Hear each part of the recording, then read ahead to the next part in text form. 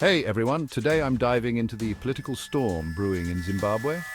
The ruling party, ZANU-PF, is facing significant internal divisions. Let's break it down. Recently, ZANU-PF held internal elections, and the results have been nothing short of dramatic. Key allies of President Emmerson Mnangagwa, including prominent war veterans like Christopher Mutsvangwa and Victor Matemedanda, faced significant defeats. This all went down at the Zimbabwe National Liberation War Veterans Association elective congress in Gweru. Mutsvangwa, who used to lead the war veterans, managed to secure just 11 votes. Meanwhile, Cephas Ncube came out on top with a staggering 294 votes. Matemedanda didn't fare much better, coming in third with only 75 votes. These losses are more than just numbers. They mark a critical shift within a historically powerful faction of ZANU-PF. The war veterans have long been a backbone for the party, offering unwavering support, but now it seems like the tides are changing. So what does this mean for President Mnangagwa and ZANU-PF?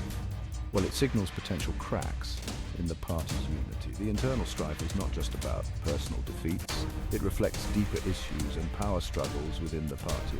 When prominent figures like Mutsvangwa and Matemedanda lose so decisively, it raises questions about the future direction of ZANU-PF. Are these losses isolated incidents, or do they hint at a larger dissatisfaction brewing within the ranks? And let's not forget, this internal discord comes at a time when Zimbabwe is already grappling with economic challenges and public discontent. The nation's political landscape is tense, with the opposition party, the Citizens' Coalition for Change, also dealing with its own internal crises. As ZANU-PF gears up for the next general elections, maintaining party unity will be crucial. Mnangagwa will need to navigate these internal challenges carefully if he wants to keep his grip on power. The recent primary election results have undeniably shaken things up, and the coming months will be critical for the party's future.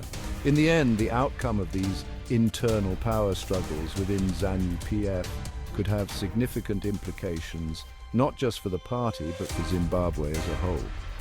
The international community is watching closely, urging for a return to democratic principles and fair elections. That's all for today. If you found this breakdown helpful, don't forget to like, share, and subscribe for more updates on global politics. Stay informed, and I'll see you next time.